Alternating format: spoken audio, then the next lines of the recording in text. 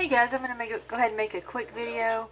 Um, there are a lot of churches out there that resemble cults, even though we don't realize it. You know, a lot of people put a lot of faith and trust in their leaders, and what we see is a lot of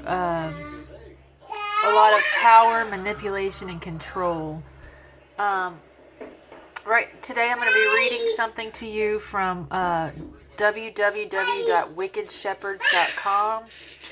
And this was written by, I think it was written by the webmaster, whose name is Ken. He said I could share his material so long as I gave proper credit, and I'm going to go ahead and share it in its entirety. Spiritual abuse survey, okay? Is your church a place where you can feel safe to bring your family to? A place where the children, husband, wife relationships, the marriage institution, the family unit itself is truly held in the highest respect and reverence and is defended against any and all intrusions from within? Or is it a place where the spiritual leader's only inclination in ministry is to bend and force and make their will your will? Okay, don't answer too soon until you take the survey and see. Okay, guys, this is a questionnaire to see just how healthy your church really is. Okay, answer yes or no to the following questions. Does your church tightly control the flow of information within its ranks? Does the head of your church, along with other leaders, use public shaming as a method to gain the compliance of the followers?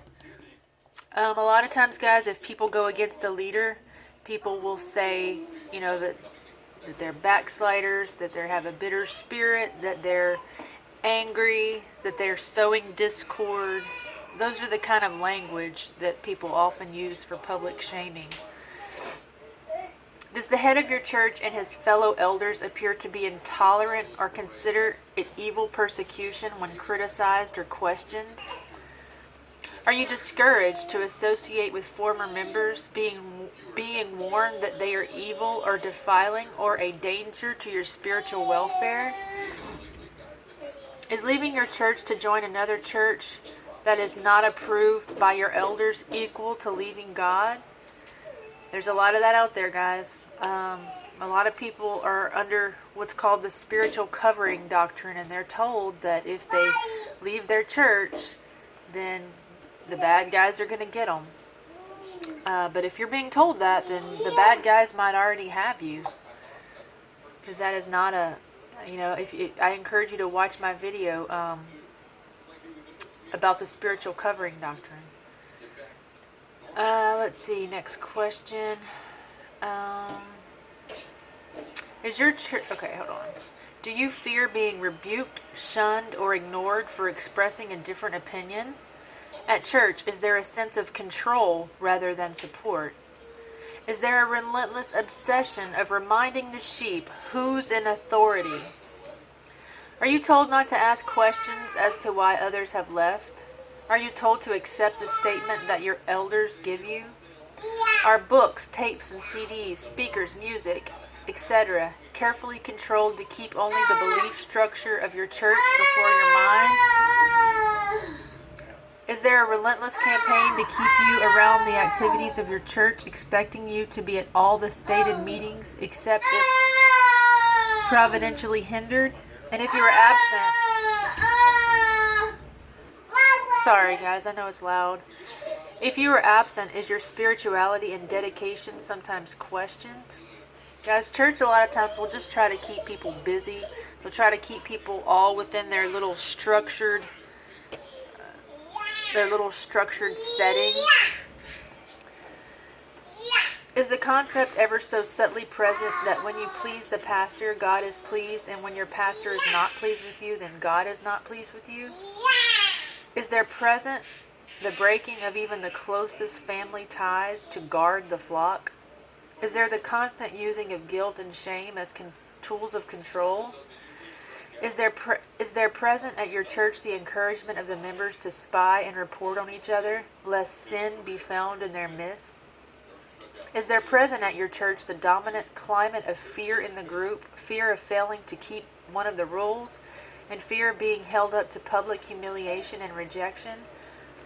At church, are the normal lines between what is private and what is public knowledge broken, and members confess the most personal and the most minor sins as the conscience is being surrendered to the leadership? Are many, if not all, of the results from voting at congregational business meetings announced as "it is unanimous"? Is questioning condemned as whispering, backbiting, vicious slander, gossip, nitpicking, signs of a proud, rebellious spirit, being disaffected and divisive? Are those who dissent publicly punished? Are their reputations murdered by veiled or not so veiled revelations of sins, past and present, as confidentiality is broken for the benefit of the leaders? Is there a misplaced loyalty from Jesus and God unto the leadership, which is idolatry? Is there harsh preaching and full of condemnation for your failures, and are you deliberately being kept wounded and off balance by haranguing and condemnation from the pulpit? Is persevere or be damned, and listen to your elders, obey your elders, submit to your elders, preached over and over again? Is paranoia the very air you breathe? Paranoia of falling from grace, thinking for yourselves, breaking the many unspoken rules as well as the clearly spelled out expectations of the leader? Are you becoming paranoid, carefully watching your every word and even gesture, lest someone report your faults? Does a code of silence reign at your church? Is no one to divulge the business of the church or the faults of the leadership?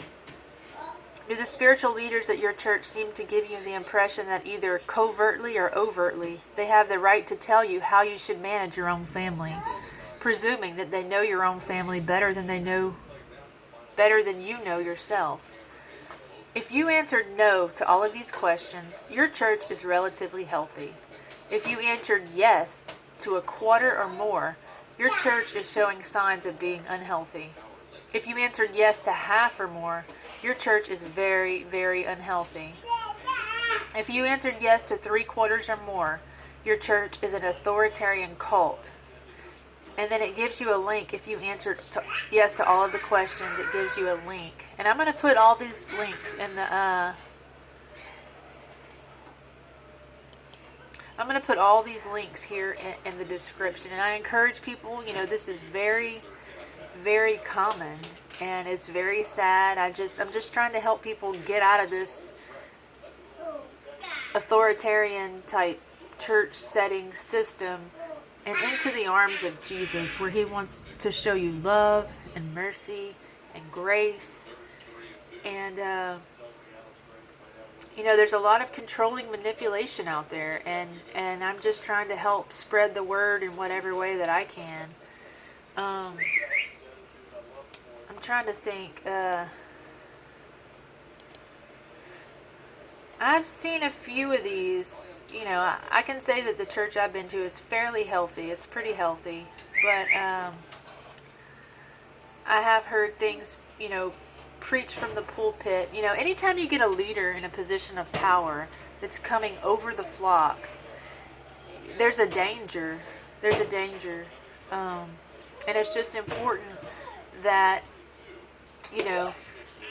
one time I was in a church service and a pastor had said, if you question me, then you're questioning God.